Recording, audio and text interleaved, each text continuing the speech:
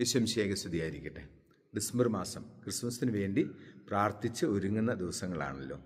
ഉണ്ണീശോ നമ്മുടെ ജീവിതത്തിലും ഹൃദയത്തിലും ഭവനത്തിലുമൊക്കെ വന്ന് പിറക്കുക, ആ ഉണ്ണീശോയെ സ്വീകരിക്കാൻ വേണ്ടി നമ്മൾ ഒരുങ്ങുക. ഇതാണ് ക്രിസ്മസിന് വേണ്ടി പ്രാർത്ഥിച്ച് ഒരുങ്ങുക എന്നതുകൊണ്ട് നമ്മൾ അർത്ഥമാക്കുന്ന കാര്യം.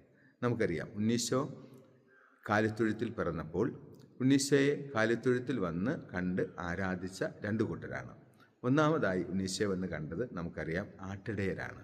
രണ്ടാമതായി ഉണ്ണീശോയെ വന്ന് കണ്ടത് പൂജ്യരാജാക്കന്മാരാണ്. പൂജ്യരാജാക്കന്മാർ ഉണ്ണീശോയെ കണ്ടെത്തിയത് നക്ഷത്രം കണ്ട് അതിൻ്റെ പുറകെ സഞ്ചരിച്ച് ഉണ്ണീശോയെ വന്ന് കണ്ട് ആരാധിച്ച് പ്രാർത്ഥിച്ചവരാണ്.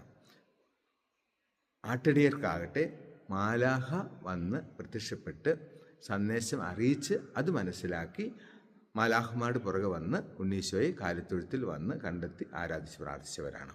ഈ പൂജ്യരാജാക്കന്മാരും ആട്ടിടയരും തമ്മിൽ വ്യത്യാസം എന്താണ്? പൂജ്യരാജാക്കന്മാർ ദൈവത്തെ അന്വേഷിച്ച് വന്ന് കണ്ടെത്തിയവരാണെങ്കിൽ ആട്ടിടയർ അവർക്ക് ദൈവിക വെളിപ്പെടുത്തലുകൾ കിട്ടിയിട്ട് മാലാഖ വന്ന് പറഞ്ഞതിന് ശേഷം ഉണ്ണീശോയെ വന്ന് കണ്ടെത്തി ആരാധിച്ചവരാണ്. നമുക്കറിയാം, ദൈവത്തെ അന്വേഷിച്ചു പോയ പൂജ്യരാജാക്കന്മാർക്ക് അവരുടെ ജീവിതത്തിൽ അവരുടെ യാത്രയുടെ ഇടയിൽ വഴിതെറ്റെന്ന് കണ്ടെത്താൻ സാധിക്കും. എന്നാൽ ആട്ടിടയന്മാർക്ക് ഒരിക്കൽ പോലും അവരെ ഉണ്ണീശോയെ അന്വേഷിച്ചു പോയ സമയത്ത് വഴിതെറ്റിയതായിട്ട് നമ്മൾ കാണുന്നില്ല. കാരണം എന്താണ്? ആട്ടിടയരെ മാലാഖമാർ വഴി നടത്തി. പൂജ്യരാജാക്കന്മാരെ വഴി നടത്തിയത് നക്ഷത്രമാണ്.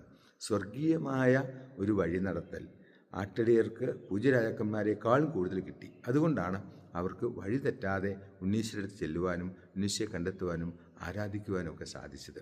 ഇതുപോലെ നമ്മളും ക്രിസ്മസിന് വേണ്ടി ഒരുങ്ങുമ്പോൾ ഈ ലോകത്തിൻ്റെ വഴികളിലൂടെ അടയാളങ്ങളിലൂടെ ഒക്കെ നമ്മൾ സഞ്ചരിച്ച് ദൈവത്തിരുസന്നിധിയിൽ എത്താൻ നോക്കുമ്പോൾ പലപ്പോഴും നമുക്ക് വഴി തെറ്റാനുള്ള സാധ്യതയുണ്ട്. എന്നാൽ സ്വർഗീയമായ വഴി നടത്തുകൾ നമ്മുടെ ജീവിതത്തിൽ കിട്ടിയാൽ നമുക്കൊരിക്കലും വഴി തെറ്റാൻ സാധ്യതയില്ല. അപ്പോൾ അതുകൊണ്ട് ക്രിസ്മസിന് വേണ്ടി ഒരുങ്ങുമ്പോൾ ലോകത്തിൻ്റെ അടയാളങ്ങൾ മാത്രം അന്വേഷിച്ച് ദൈവത്തിരുസന്നിധിയിൽ ദൈവത്തെ അന്വേഷിക്കുന്നവരാകാതെ സ്വർഗീയമായ വഴി നടത്തലുകൾ നമ്മുടെ ജീവിതത്തിലും കുടുംബത്തിലും ഒക്കെ ലഭിക്കുവാൻ നമുക്കിന്ന് ഉണ്ണീശോയോട് പ്രാർത്ഥിക്കാം. ഉണ്ണീശോ നിങ്ങളെല്ലാവരെയും സമൃദ്ധമായിട്ട് അനുഗ്രഹിക്കട്ടെ, ഇപ്പോഴും എപ്പോഴും എന്നേക്കും. ആമേൻ. ഈശോ മിശിഹായ്ക്ക് സ്തുതിയായിരിക്കട്ടെ.